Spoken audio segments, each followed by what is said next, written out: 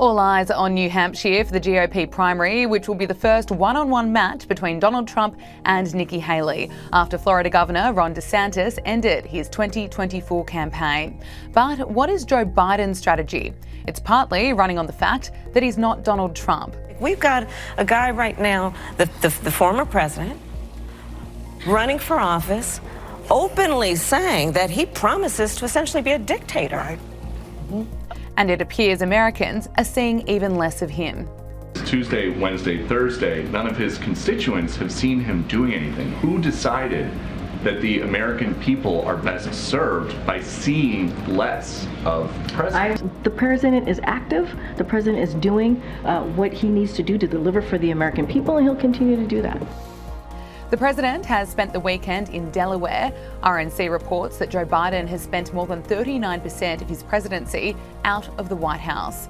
Fox News commentator Jesse Walters has slammed Joe Biden for his schedule last week. Been a busy week for President Biden. Monday, he got heckled at a black church in South Carolina. On Tuesday, he didn't do anything. Then on Wednesday, he had lunch with Kamala and called a lid at 4. Today, he did nothing and called a lid at 6. So for the last 3 days, the only thing the president had on his schedule was a lunch. So how is the strategy working for the president? Time will of course tell, but there are reports out today that Michigan Democrats are sounding the alarm on Joe Biden's chances in the state as polls continue to show him trailing Donald Trump. Democratic strategist Adrian Hemmond told the Wall Street Journal, "The problem is not policy, the problem is the man." There's no denying American voters are expressing concern over Joe Biden's age, who would be 86 years old at the end of his second term. A recent ABC News Ipsos poll found almost 70% of respondents don't believe Joe Biden has the mental sharpness to be president. Our recent poll with Ipsos found 69% of those polled do not think the president has the mental sharpness to be president. That is up from 43% in May of 2020. Sky News host Piers Morgan says the president looks increasingly unfit for service. The President of the United States is the single most important person in the world, commanding the world's mightiest military and holding the purse strings of its biggest economy. The President could end Israel's war in Gaza with a phone call or decide if Ukraine gets the backing it needs to beat Putin. At least that's the general idea. But the current Commander-in-Chief is 81, seemingly going on 181, after a lifetime of distinguished public service as a pragmatic politician, and in my view a thoroughly decent human being. President Biden looks increasingly unfit for service. And with the president in visible decline, his re-election campaign is, well, transitioning. You might say its pronouns are changing before our very eyes. The two most important women in President Biden's life have been sent out to jumpstart the 2024 race. Wildly unpopular VP Kamala Harris said this: We've got 10 months to go until the election. And increasingly, and you've seen it even just this week, we are all starting to narrow in on what this election will mean. Yeah. And it's going to be the choice between what is about respecting our democracy, what is about competence versus chaos. Well, the Vice President is right. Competence is crucially important, but her own boss has trouble getting up the stairs and can't seem to find a way off a stage. His frequent verbal and physical stumbles are the subject of both comedy and concern. Most people responded with laughter and derision, for example, when First Lady Jill Biden said this about him. I see Joe every day. I see him out, traveling around this country. I see his vigor. I see his energy. To those who say I can't vote for Joe Biden, he's too old, what do you say? I say his age is an asset.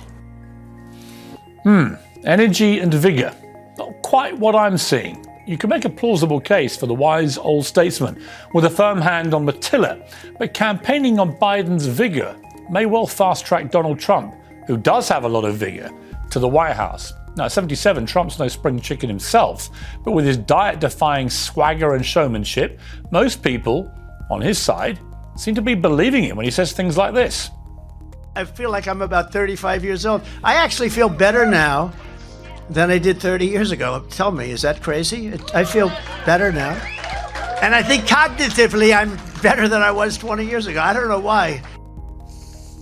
That is a slightly more debatable subject, Mr. Trump, but a whopping 77% of Americans, both Republican and Democrats, believe that Biden is simply too old to run the country. Almost 70% think he's mismanaged the crisis at the southern border. Just 13% say they're financially better off on his watch.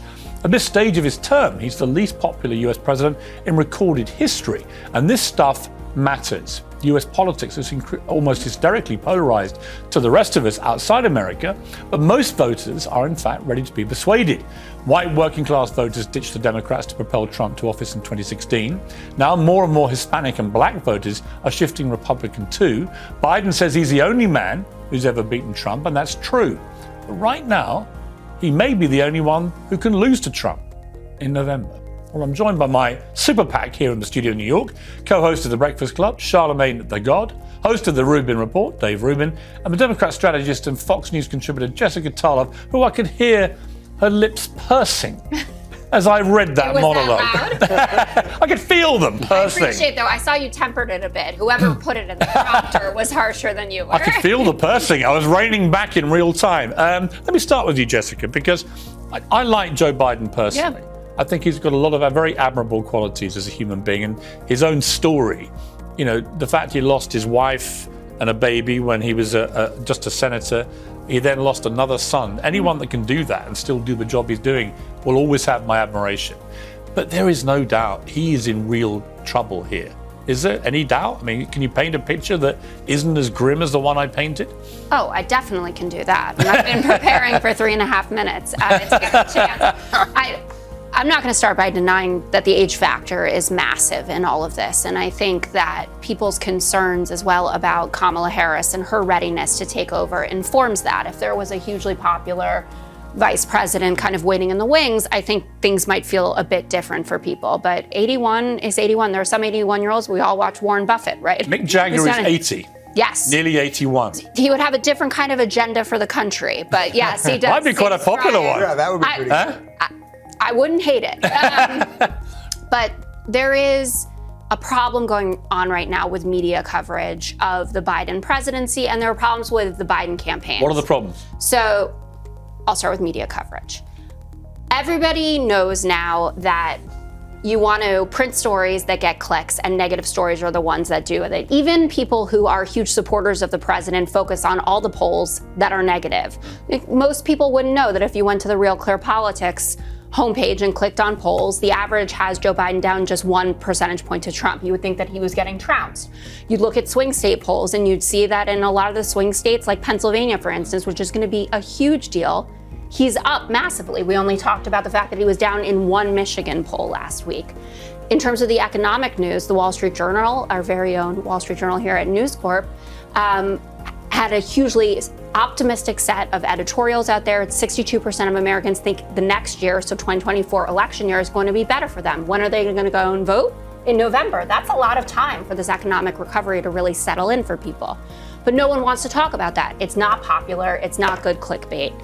The second part about the campaign, and this is where I think the Obama folks who have been perhaps too publicly critical, I think, of the Biden campaign, their ground game is not visible to folks. They don't feel like they're there in Nevada, in Arizona, in Georgia, in these states that we desperately need to win.